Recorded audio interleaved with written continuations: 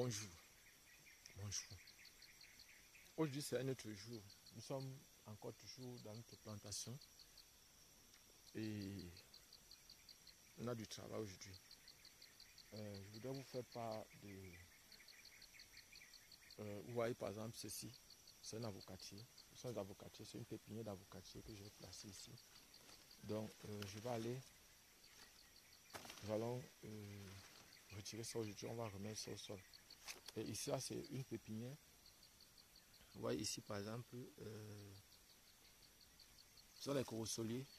Et vous voyez que les insectes attaquent beaucoup les feuilles de ces corosoliers.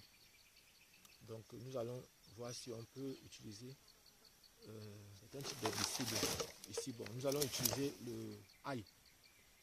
On va utiliser l'ail pour pulvériser. Vous voyez, par exemple, si ça ici, ça sont encore les autres qui sont en train de pousser. C'est le corosol, le corosolier. Donc, ici, ça c'est, je crois, c'est un autre arbre ici. Donc, je vais encore identifier, je crois que c'est peut-être un premier. On va le laisser pousser. On va voir de quoi il s'agit. Donc, vous voyez, par exemple, ici, nous avons du travail. Je vais prendre la machette tout à l'heure, je vais essayer de défricher ce petit endroit. On va essayer de défricher. Il y a les rejetons qu'il faut mettre au sol ici. Et aussi peut-être un peu de maïs. J'ai mis le maïs, ça n'a pas poussé, je ne sais pas pourquoi. Donc voilà par exemple, peut-être le sol est trop acide ou bien je ne sais pas si ce qui pose problème. Mais bon, je voulais parler aujourd'hui dans cette vidéo avec vous. Déjà, je vais d'abord vous présenter aussi les noyaux, d'autres noyaux d'avocat avec lesquels je suis venu. Ici, je vais vous expliquer comment je vais procéder. Parce que nous sommes déjà en train de faire certaines expériences ici. L'idéal, c'est de trouver la meilleure façon de produire. Donc ici, par exemple, je vais vous montrer. Vous voyez par exemple ce plastique, il est plein. Ce plastique est plein de noyaux d'avocat. Vous voyez par exemple là, ici, je vais vous montrer. Voilà l'intérieur. Vous voyez par exemple, ça c'est un noyau d'avocat. Donc ça, un noyau d'avocat ici. On va les mettre au sol tout à l'heure. Et ici, je compte faire ce qu'on appelle le semi-direct. Le semi-direct consiste à mettre les noyaux d'avocat, ça pousse. Et quand ça a un certain âge, on peut les greffer. Donc c'est ce que je dois procéder ici. Parce que je ne voudrais pas faire la pépinière. Parce que ici, les pluies sont bizarres. C'est-à-dire vous avez la pluie pendant un temps, après ça disparaît. Donc voilà. Donc la raison pour laquelle j'ai envie de faire ce qu'on appelle le semi-direct. Bon, nous allons aussi tester d'autres techniques, comme le bouturage. Parce que le bouturage a bien réussi. On a réussi et parce que l'idée ici de produire, nous avons envie de produire par exemple les variétés à contre-saison qui vont permettre à ce qu'on puisse, pendant que les avocats, il n'y a plus les avocats sur le marché, que c'est à ce moment-là que nos avocatiers produisent. Parce que c'est à ce moment-là qu'on peut dire qu'on va rentabiliser nos avocatiers. Donc voilà. Et maintenant,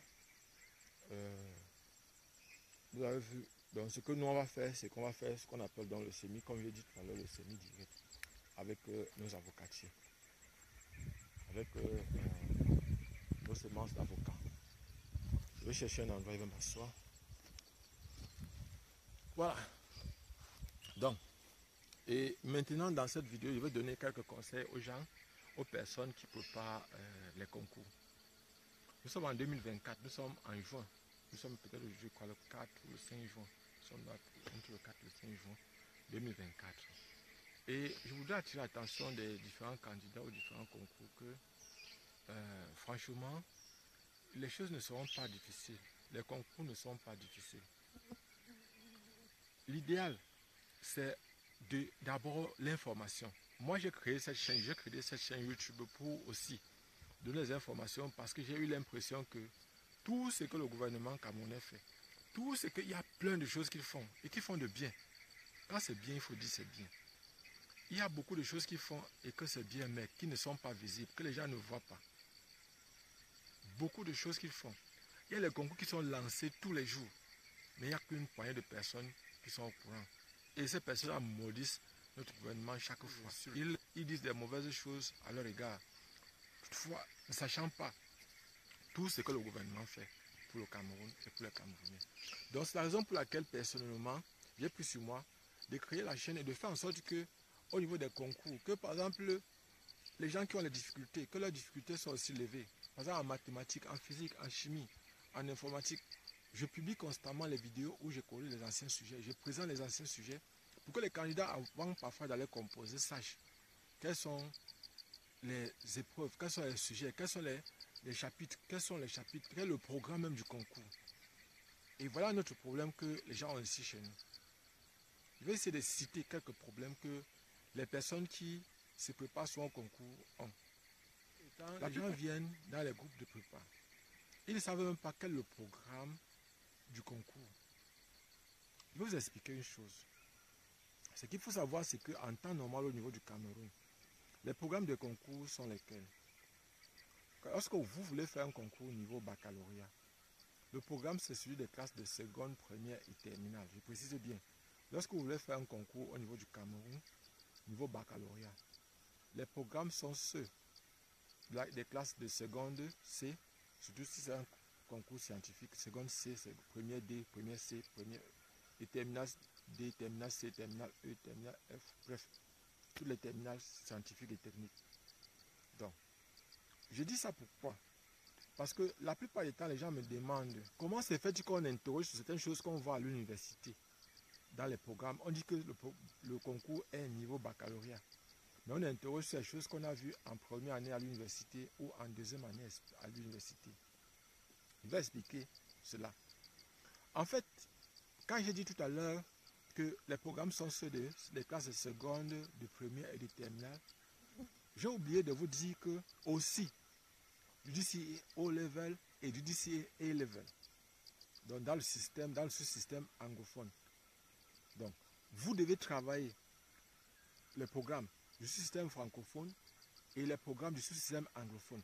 La plupart du temps, les questions que vous avez tendance à penser que ce sont les questions venant de l'université, que ce sont les choses de première année à l'université, deuxième année ou troisième, ce sont les choses que les anglophones voient parfois en cas de seconde ou en cas de première ou en cas de terminale. Donc, la plupart du temps, c'est que simplement, les gens se contentent de faire les programmes francophones, sans toutefois tenir compte. Je prends un exemple. Dans les années 2003, 2004, 2005, 2006, 2007, 2008, 2000, jusqu'à certaines années, jusqu'aux années peut-être 2015, 2016 comme ça, lorsque vous regardez les anciens sujets, les anglophones étaient tellement privilégiés. C'est-à-dire ceux qui font le DCA O-Level et DCA A-Level étaient sérieusement favorisés par rapport aux francophones. Je dis tellement favorisés. Parce que lorsque c'était la majorité, plus de la moitié de ceux qui entraient à l'école nationale supérieure polytechnique de Yaoundé, c'était eux. Je dis plus de la moitié, c'était eux. Par exemple, dans les écoles nationales supérieures, polytechnique de Yaoundé. Pourquoi? Parce que la plupart des choses qu'on donnait à l'école nationale polytechnique, c'était les choses qu'on voit en l'université, on voit ça en deuxième année, en troisième année. En première année, deuxième année, troisième année. Or, ceux du DCA A-Level, vous voyez ça en classe de première ou en classe de terminale. Vous voyez ça en Opel 6 ou en... Donc, ils voyaient ça en classe de terminale.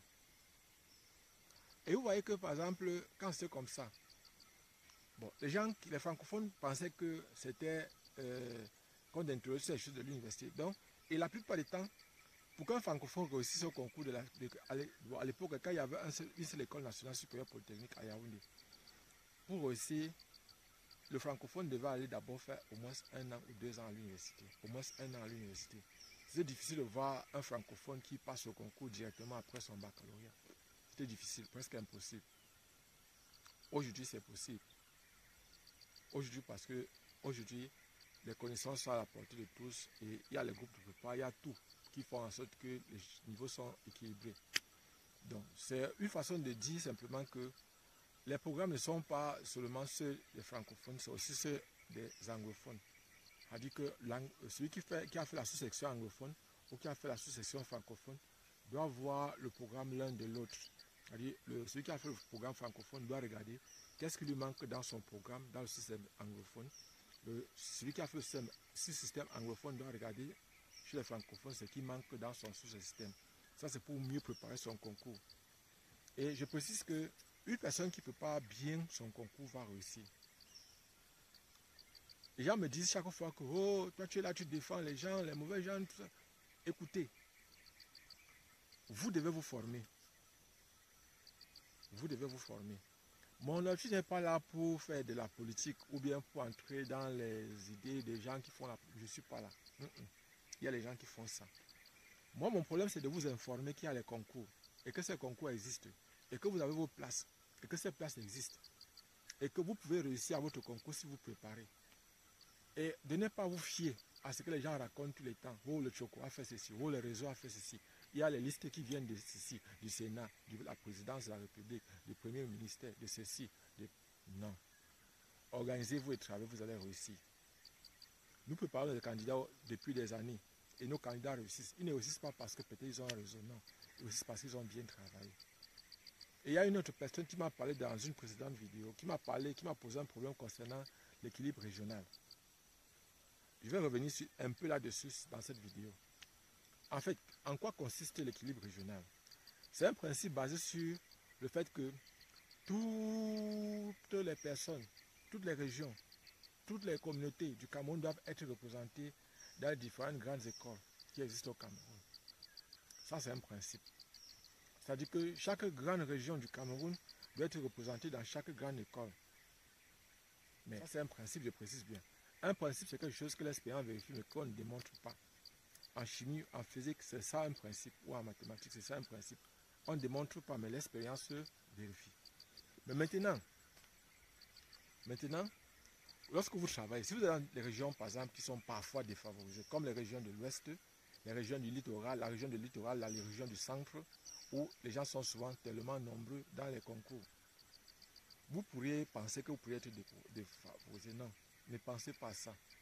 Pourquoi il vous dit qu'il ne faut pas penser à ça? Parce qu'il y a des régions ici, lorsqu'on lance des concours qui ne font pas, il y a beaucoup de concours que beaucoup de gens de certaines régions ne font pas.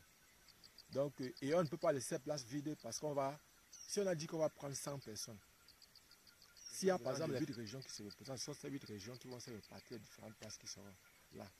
Donc, ce n'est même pas qu'on va aller chercher d'autres personnes, les forcer de venir faire les concours parce que peut-être que non, c'est pas comme ça. Tous ceux qui ont déposé leur dossier, tous ceux qui ont montré qu'ils ont postulé pour faire le concours. Et ce n'est pas qu'on va laisser quelqu'un qui est une personne qui a 15 de moyenne pour aller prendre quelqu'un qui a 5 de moyenne ou 3 de moyenne. Non. On essaie de faire en sorte que les premiers d'abord, très souvent, le principe demande que les premiers comprennent les méritants.